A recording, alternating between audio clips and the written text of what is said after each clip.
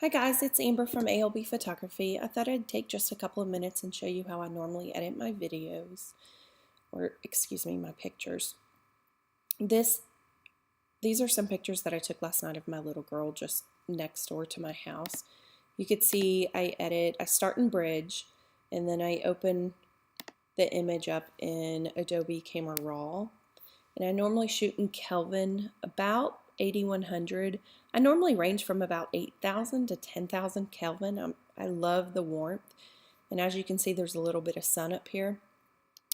And this was with a Nikon 810 and a 200 2.0 lens, shot at f2, 800 shutter, and ISO of 400.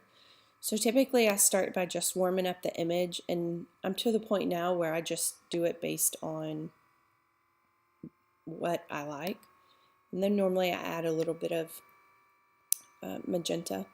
I always lower my contrast, and you're going to see whenever you do this, it really helps with, in this case I don't have black eye, she doesn't have the black eyes, but if you have a picture that has the black all the way around the eyes, lowering the contrast will help a lot. And then normally I lower my highlights. Now I also keep on my highlight clipping. In this case I don't have any, but if I had any it would be blinking red. Then I normally raise my shadows, lower my whites, and then I lower my blacks to where I get a little bit of that contrast back. I also remove any sharpening. I raise my luminance for noise reduction up a lot. Typically when you're doing that you need to be at 100% to really see the noise. In this case, obviously there's not much noise, but I always go to about 50-52. And every now and then I'll come over here to camera calibration and I will pump it with more magenta, and it really helps in the shadows. Obviously you can see magenta in the shadows versus more green. Now, if you like a deep forest green, this is a great place to do that as well. So once you take the tint down towards green, once you would bring it over in Photoshop, I would then play with the green some more. But typically, especially right now with this season, I'm more of a maroon fan. After that, I'm done with my raw processing. And I'll come in here, I will copy my settings. And normally I just paste it all into pictures that are similar and let it do its job. In this case, what I've been doing, you see this one here that has some of the great bokeh sun from behind. I've taken this from a picture and have copied and pasted over into a picture that didn't have one. But in this case, I'm just going to edit this one picture.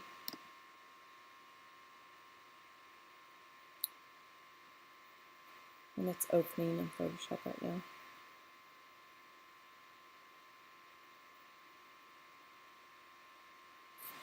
So I would take this and crop it down just a tad, and always use 3:2 or 2:3 ratio.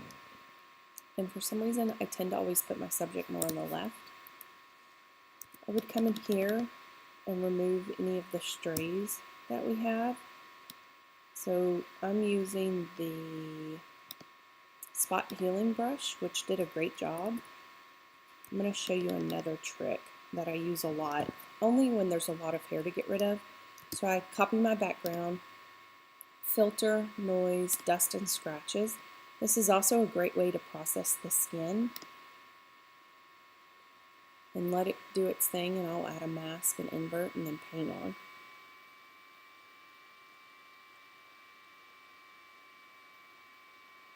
And whenever I'm screen recording, Photoshop tends to run a lot slower, so forgive the delay, please.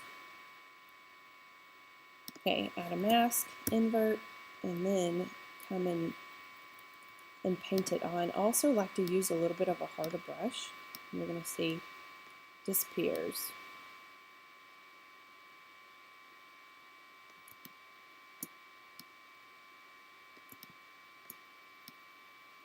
Just keep painting those away. This really works well when you have tons of flyaways.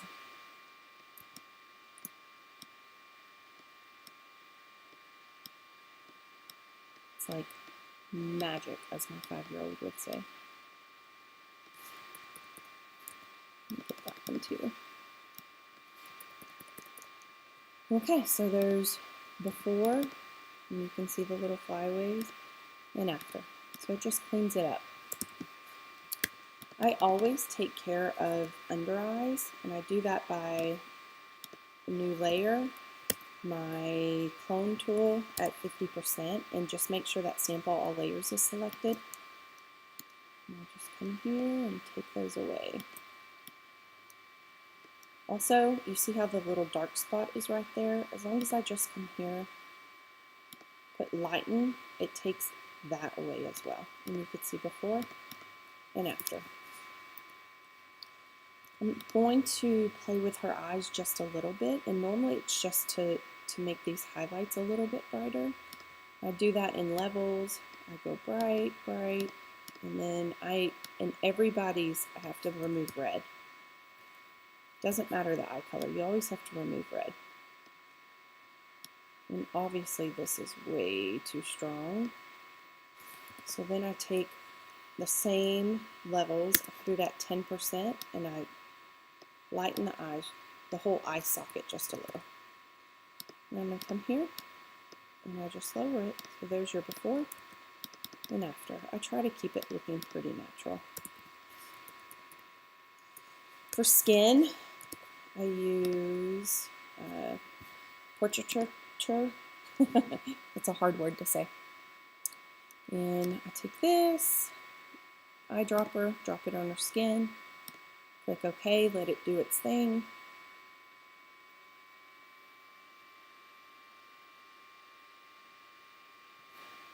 And you can see here's before and after.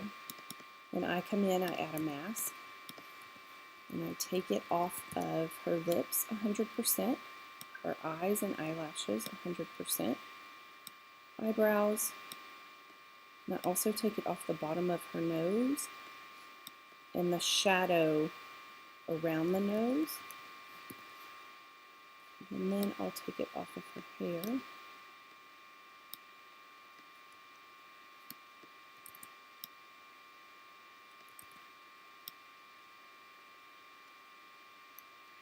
If you ever want to check, you can hit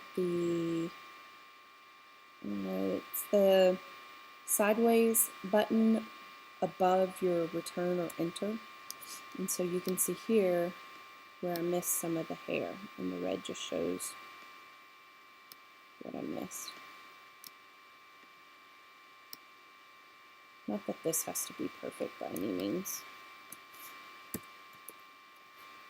So that is my before and after, and then I'm going to drop it to about 60%. Before and after. Okay, what I can tell, her face, because I have makeup on her, her face is obviously a different color than her skin. I like the color of her face. She tends to photograph very gray, so a lot of times I have to add either makeup or I have to add a lot of red and yellow to her. So makeup works well for her for pictures, and then I fix the rest of her skin. So one, it's too bright, so I'm going to go ahead and darken it.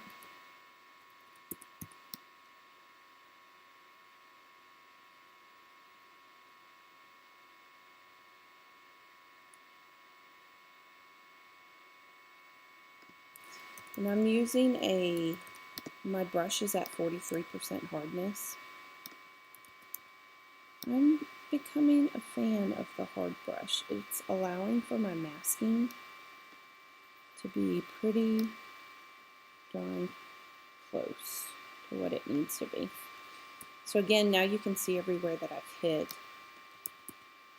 We need to do this a little bit more under her neck.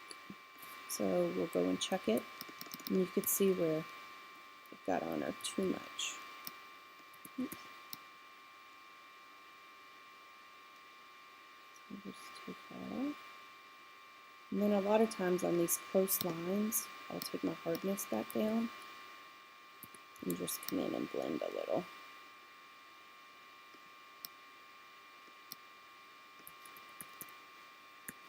Actually, I think it's too dark right here.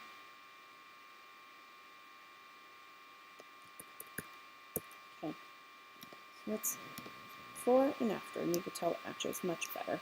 I also am probably going to add a little bit of mid-tone red.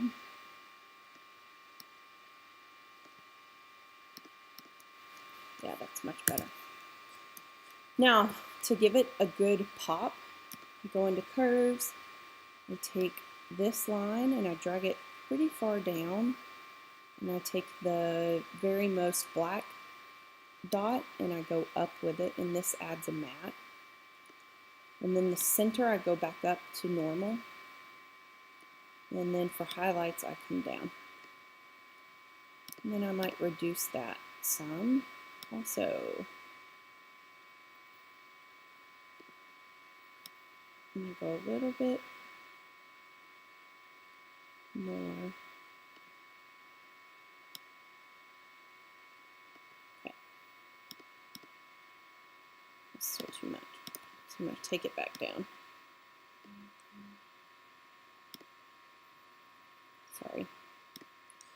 And then inside of levels, I will brighten. And you can see this is my white point, and it's like my histogram looks like this, which means it's too dark. So I will brighten to that. And then I will invert and just use a gradient to lighten her. So that's before and after. Now, I think it's still lacking a little bit of contrast. A couple of ways of doing that. Selective color black. You can pump in a little bit more black. And make sure it's on relative so you can see relative, absolute. And then I might play with the colors a little bit in here. Let's see, it goes super magenta that way. I'm kind of digging the green a little. Let's see. And literally with this, I just play with colors. I'm a big fan of changing colors. I think that's looking pretty good. Now I do Dodge and Burn, and I want to say this is Damien's Dodge and Burn, but honestly I don't know where it's from. So I'll come in here, use my burn tool at about 20% on midtones, and just come add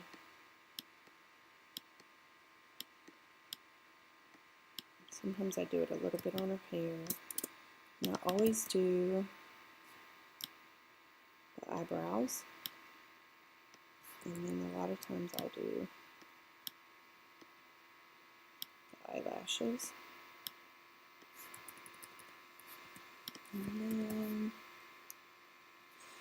I'll do her outfit and a little bit behind her arm.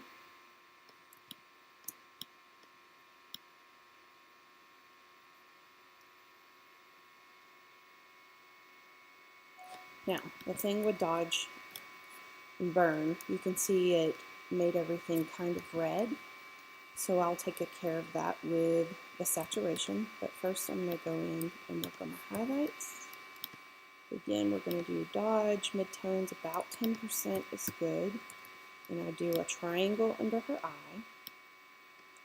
I do a strip on her nose. And kind of a triangle up there. I hit her chin a little. And normally I come here and I'll hit the arm and anything else. And sometimes I'll hit the hair. And the only place I normally hit the hair is kind of where the sun hits it more. Just to give some good highlights. Now I've got to go and take care of my saturation. I'll do this at 10%. And you can see it's taking it all down. Okay, now obviously this is way too much Dodge and highlight.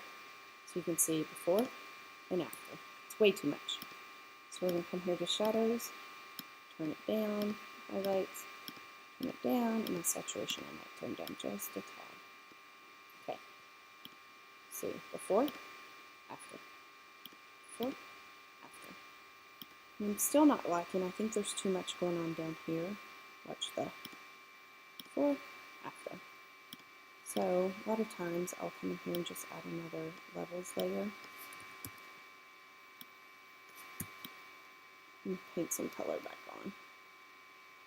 Oh, so much better. Paint the cup too. Okay, now turn it down just a tad, and I normally feather out my selections. And I'm going to hit her face a little too to add a little bit more contrast in.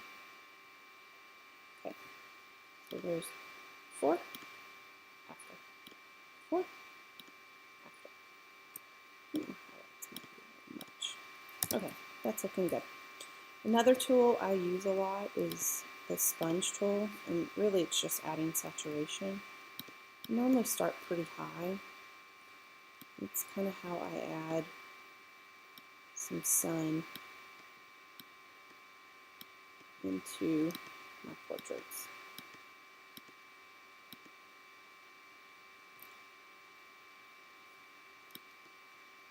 And you're going to see, obviously it's way too much again. Just turn it down a little. Oh, how pretty is that? Actually, I'm not liking the spot, so I will add a mask and remove it. Okay, it's looking pretty good.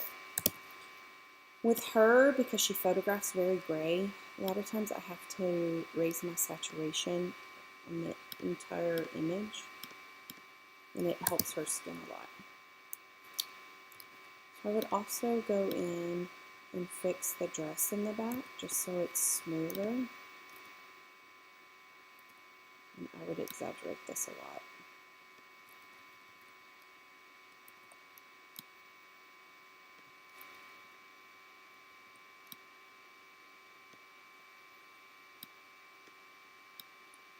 I think that's pretty good.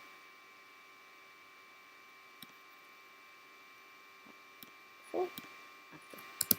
And then my last step is sharpen. I do copy background, filter, sharpen, unsharp mask. And I do that at super high numbers. It's going to look extremely crunchy. So I do this on every portrait, 161, 5.5, and 4. Click OK. And then I add a mask and I invert it. I only paint my sharpening on my subject. And here's the trick with sharpening. If it's a close-up picture like this, you can do it at 100%. If it is a full body shot or further away, sometimes you're going to have to go down to 40% or it's way, way, way too crunchy. But on this one, watch. Ooh, isn't that awesome? Most of the time I take it across the whole body, what they're holding, and I really like to get the hair. I think a sharp hair makes it look pretty nice. Okay, maybe take that down just a tad. And my secret to watching too crunchy of sharpening is you will get a white line above their lip on every single one if it's too sharpened. So with a white line here, and you don't see one here, so it's not too sharpened. But if a white line shows up, you need to take your sharpening way down.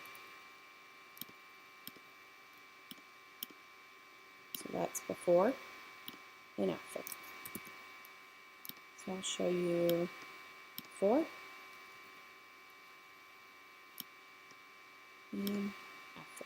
Oh, isn't that pretty? Before, after. And then I save from there, and that's it. I hope you enjoyed. Let me know if you have any questions.